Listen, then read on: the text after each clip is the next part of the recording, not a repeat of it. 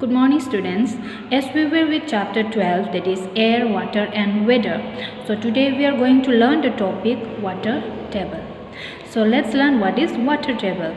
So we all know that the rainwater, when it rains, the rainwater it goes into the earth, and some of the rainwater it gets evaporated by the heat of the sun, which we have already discussed earlier. And due to evaporation, condensation will also take place, and so we have learned about the water cycle in the previous video. So today we are going to learn about the amount of rainwater or the water which we are using in our day-to-day life, which goes into the earth. And those amount of water which is going into the earth, they will reach a layer, that is non-layer of the earth, and those water is known as underground water. So if we see the underground water, we will find the water below the ground at a particular place, and the level of underground water at a particular place is known as water table. So the level where we can find the water beneath the ground is known as water table. So now if we see the water of the earth, we can find impurities in the water. Impurities means there will be some dirt, germs in the water. None of the water is pure, so there are impurities. So let's learn about the types of impurities. The impurities may be of two types. One is soluble impurities and the second one is insoluble impurities. So my dear students, now you can open page number 136 of your science book, and let's learn the topic by reading the book as well. First of all, let's learn about the soluble impurities. So impurities that get dissolved in water are known as soluble impurities. Here dissolved, they will get dissolved, that means they will get mixed very well in the water.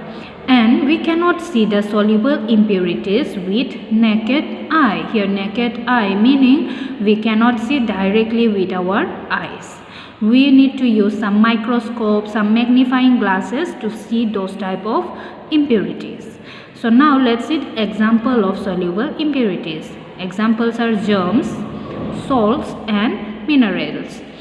Germs we cannot see directly. Even the salts, they get dissolved in the water, and after some time we will not see any salt in the water. And minerals also we cannot see directly with our naked eye. So these are some examples. Next is insoluble impurities. Now here insoluble impurities are those impurities that do not dissolve in water. Here the impurities do not get mixed with the water. So know the difference. Insoluble impurities means the impurities get dissolved in water, but insoluble impurity means it does not get dissolved in water. And insoluble impurities can be seen with naked eyes, but soluble impurities we cannot see with naked eye. Here insoluble we can see directly with our eye. Now let's see what are the examples of insoluble impurities. Examples are like sand, stones, twigs, etc. Sand, we can see if there is a sand in water, we can see. If there is a stone in water, we can see. Even the twigs, that means pieces of some trees, leaves, okay, all those are also impurities, and if it is in water we can see it very clearly with our eyes. So those are insoluble impurities. Okay, so these are the two types of impurities, soluble and insoluble impurities. So if in the earth there are impurities, now we need to clean the water, isn't it? So how we are going to clean the impurities from the water? So that is known as what? Purification of water, that means cleaning of water. So soluble impurities can be removed by boiling, adding chemicals like chlorine or potassium permanganate, or by filtering. So how are we going to purify the soluble impurities from water? How we can remove it? So that is by boiling or by adding chemicals. And the name of the chemicals are chlorine or potassium permanganate. Also we can remove the impurities by filtering. So these are the three methods: boiling, using chemicals or adding chemicals, or by filtering. So by boiling we can kill the germs. If we boil the water, the germs get killed, like bacteria, viruses, all those will be killed if we boil the water. Also we can kill the germs by using some chemicals, or we can remove the germs by filtering. Nowadays we often use aqua filter, isn't it? AquaGuard, which is known as AquaGuard. So in the AquaGuard there is a purifier which cleans the water from the soluble impurities. Now let's say about the insoluble impurities, how we are going to remove it from the water. So to remove the insoluble impurities, we are going to use the process sedimentation, decantation, and also filtration. So sedimentation, what is sedimentation? So it is the process of allowing the insoluble impurities present in water to settle down.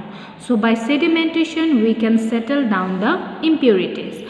I am going to explain you about the sedimentation and decantation with the help of the picture. So students, kindly pay attention here. So suppose if we are taking a glass of water and some amount of mud. So now let's mix the mud in water. So you can see in the next picture here we are mixing the sand in water with the help of a spoon. We will mix it, and after some time we will leave the glass of water with the sand undisturbed. We will not disturb it, we will leave it still without touching it. So we will see after a few minutes that the impurities, they will all come at the bottom, downward at the bottom. That means the insoluble impurities are settling down at the bottom, they are getting settled. So now when it gets settled, it is known as what? Sedimentation. The impurity is getting settled down. Okay, so this is sedimentation.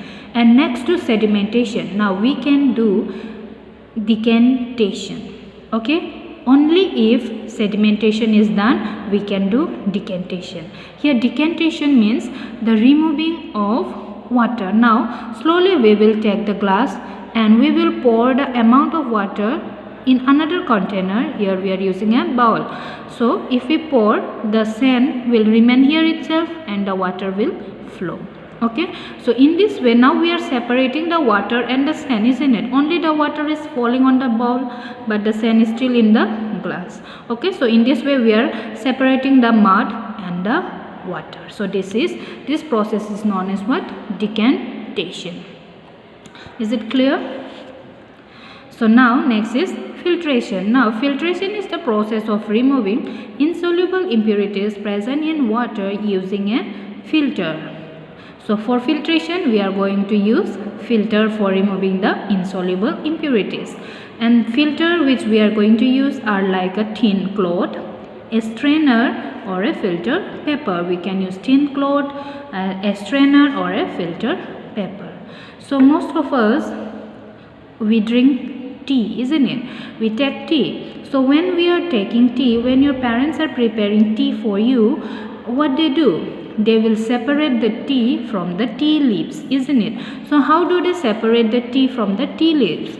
That is by using a strainer. If you see this picture very closely, you can see this on above the cup. This is a cup. Here on top you can see a filter. This is known as what? Strainer. So strainer is used for separating the tea from the tea leaves. So this is an example.